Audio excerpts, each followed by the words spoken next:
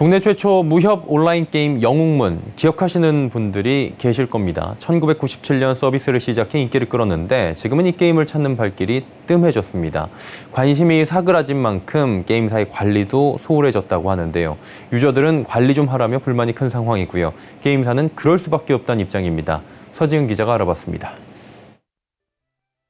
구독자 10만 명이 넘는 한 유튜버가 영웅문 게임에 접속합니다. 게임을 하던 중 한 유저가 유튜버에게 심한 욕을 퍼붓습니다. 당황스러운 상황. 하지만 어떠한 신고 장치도 없습니다. 우리나라 최초의 무협 온라인 게임으로 인기를 끌었던 태울코리아의 영웅문이 회사의 관리 소홀로 유저들의 불만이 커지고 있습니다.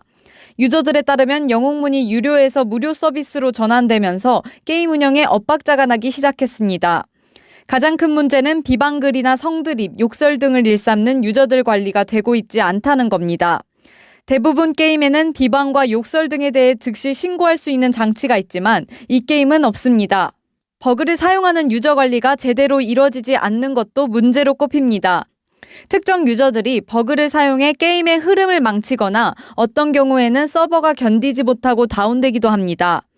태울코리아는 이를 해결하기 위해 보안 프로그램을 설치하고 경고를 주기도 했지만 특정 유저들은 다른 경로로 우회해 또 버그를 사용합니다.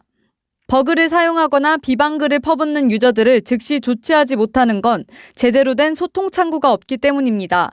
영웅문 홈페이지에 기재돼 있는 번호로 전화해보면 없는 전화입니다 라는 알림음이 뜹니다. 공식 홈페이지에 기재된 회사 전화로도 연락해봤지만 통화음만 갈 뿐 받지 않습니다.